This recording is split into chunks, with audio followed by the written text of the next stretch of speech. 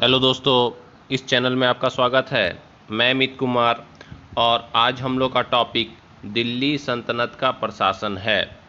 यानी दिल्ली सल्तनत का जो एडमिनिस्ट्रेशन है उससे संबंधित आज हम लोग महत्वपूर्ण बिंदुओं पर चर्चा करेंगे। आप जानते हैं कि दिल्ली सल्तनत पर 5 वंशों ने शासन किया: गुलाम वंश, खिलजी वंश, तुगलक वंश, सैयद वंश और लोदी वंश। तो उनके जो प्रशासन है उनका संचालन के तौर तरीके क्या थे, किस आधार पर प्रशासन का संचालन होता था, तो इस सब पर चर्चा करेंगे।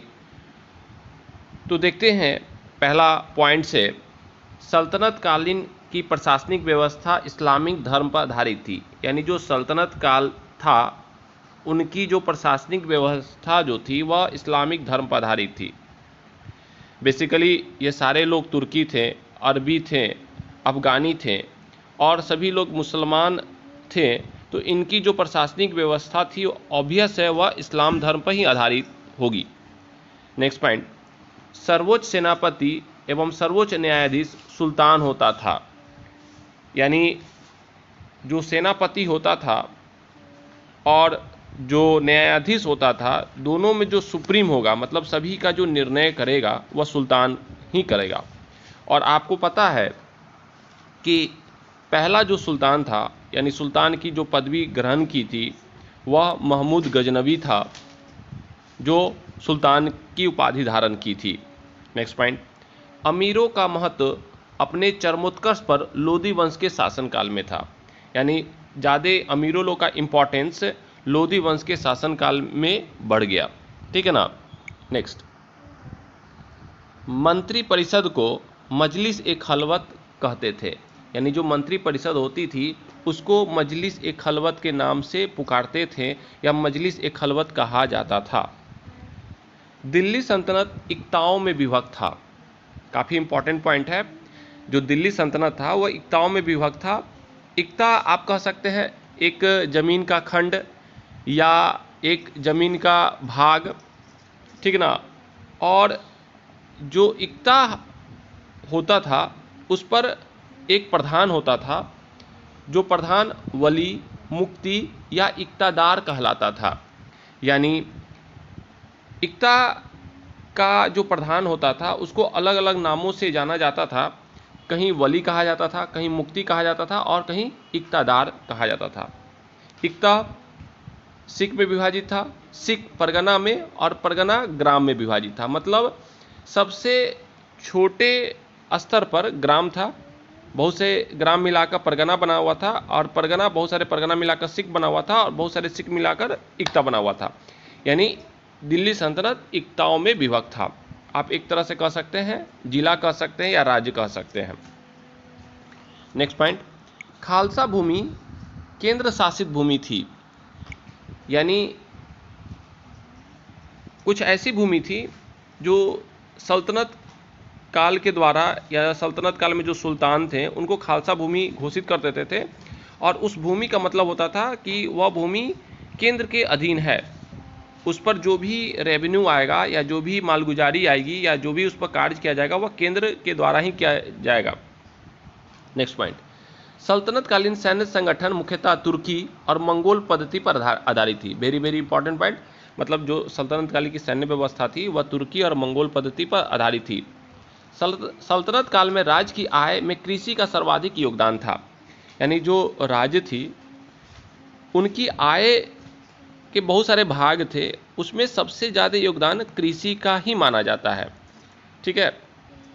भारत में चरखे का प्रादुर्भाव 12वीं शताब्दी में हुआ। यानी लोग जो हैं चरखे से परिचित लगभग 12वीं शताब्दी में हुआ।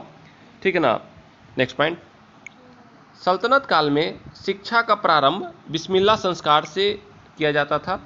मतलब जो भी मुस्लिम बच्चे होते थे जो सल्तनत काल में, उनको जो शिक्षा का प्रारंभ होता था उनको पहले सबसे पहले बिस्मिल्लाह संस्कार दिया जाता था, तभी शिक्षा को प्रारंभ करते थे। सुल्तान इल्तुतमिश पहला तुर्क शासक था जिसने शुद्ध अरबी सिक्के प्रचलित किए। यानी सबसे पहले अरबी सिक्के का प्रचलन इल्तुतमिश के द्वारा किया गया और उनके द्वारा जो सिक्का चलवाया गया वह सिक्का चांदी का टंका कहलाता था और तांबे का जीतल कहलाता था। ध्यान में रखिएगा, ये काफ़ी बार पूछा गया है कि शुद्ध अरबी सिक्के का प्रचलन किसने करवाया, या चांदी का सिक्का क्या कहलाता था और तांबे का सिक्का क्या कहलाता था। तो आपको ध्यान में रखना है कि चांदी का टंका और तांबे का जीतल कहलाता था।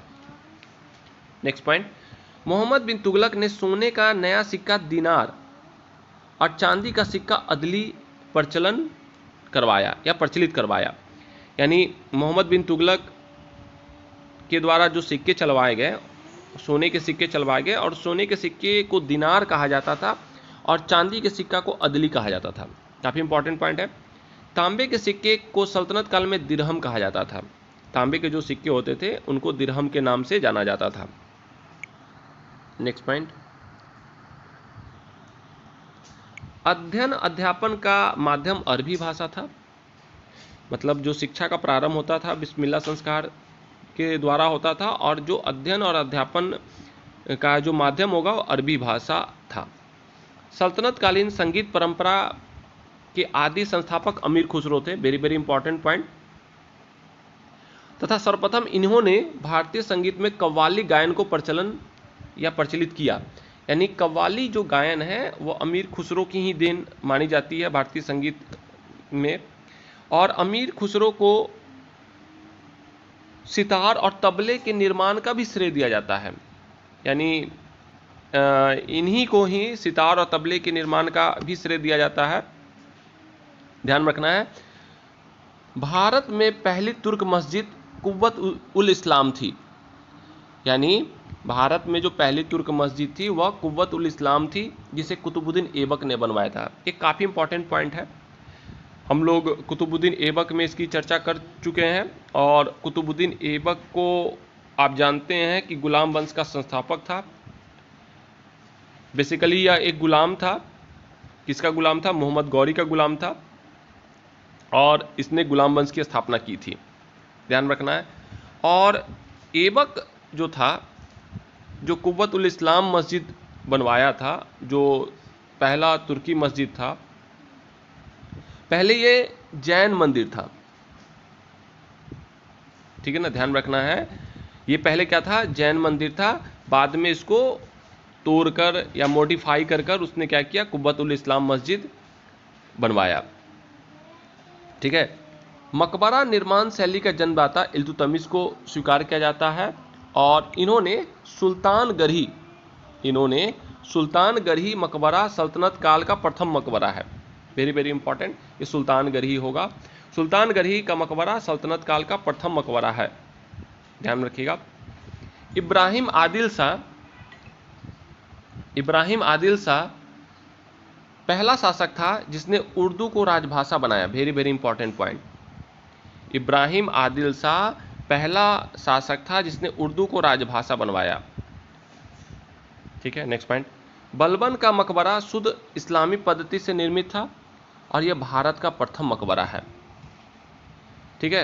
यानी ध्यान रखना है कि जो बलबन शासक थे उनका जो मकबरा है वह शुद्ध इस्लामिक पद्धति से निर्मित है और भारत का प्रथम मकबरा है। देवल सल्तनत काल में अंतर्राष्ट्रीय बंदरगाह के रूप में प्रसिद्ध था। यानी जो देवल था, ठीक है ना, वह एक बंदरगाह था और वह अंतर्राष्ट्रीय बंदरगाह था जहाँ से बहुत सारे सामान एक देश से दूसरे देश को भेजे जाते थे। ये आप ध्यान में रखिएगा। ठीक है ना। काफ़ी बार पूछा भी गया है एग्जामिनेशन में कि सल्तनत काल में जो अंतर्राष्ट्रीय बंदरगाह था वह क्या था, तो वह देवल था। ध्यान में रखिएगा। नेक्स्ट पॉइंट, तुर्क अपने साथ चरखा लेकर भारत आए। यानी जो चरखा है वह तुर्क ही अपने साथ भारत लेकर आए। यह भी काफ़ी इंपॉर्टेंट पॉइंट है, इसको ध्यान में रखिएगा। नेक्स्ट पॉइंट, मोहम्मद बिन तुगलक काल में एक वस्त्र कारखाना खोला गया। Very very important point. यानी जो मोहम्मद बिन तुगलक था, तुगलक वंश का जो सुल्तान था, उनके काल में एक वस्त्र कारखाना भी खोला गया। नेक्स्ट पॉइंट जो है वह दिल्ली सल्तनत के प्रमुख विभाग, जो दिल्ली सल्तनत था उनके बहुत सारे डिपार्टमेंट थे और उनके कुछ कार्य भी थे। ठीक है ना, ये काफ़ी इंपॉर्टेंट है। कुछ विभाग और उस विभाग पर हम लोग चर्चा करते हैं। एक तरफ मैंने विभाग लिख दिया और दूसरी तरफ कार्य लिख दिया, ठीक है ना, ध्यान में रखना है आपको। जैसे दीवाने विजारत, दीवाने विजारत क्या था? तो दीवाने विजारत एक वित्त विभाग था, ठीक है ना। दीवाने विजारत क्या था? एक वित्त विभाग था। दीवाने अर्ज एक सैन्य विभाग था। दीवाने मुस्तखराज एक राजस्व विभाग था। और दीवाने इंसा एक पत्राचार विभाग था। यानी आपको ध्यान में रखना है कि अगर पूछा जाएगा कि दीवाने विजारत का संबंध किस विभाग से है, तो वित्त विभाग से, दीवाने अर्ज का सैन्य विभाग से, और दीवाने मुस्तखराज का राजस्व विभाग से, और दीवाने इंसा का पत्राचार विभाग से। नेक्स्ट पॉइंट,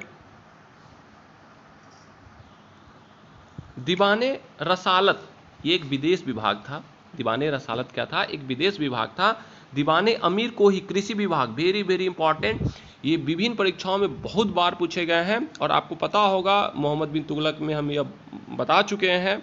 अगर आपको नहीं पता है तो प्लेलिस्ट में आपको तुगलक वंश का वीडियो होगा, आप उसको देख लीजिएगा, ठीक है ना। ये मोहम्मद बिन तुगलक के द्वारा एक डेवलप विभाग था जो कृषि से संबंधित कार्य करता था, ठीक है, और बहुत बार परीक्षा में पूछा भी गया है, तो इसको जरूर आप याद रखिएगा।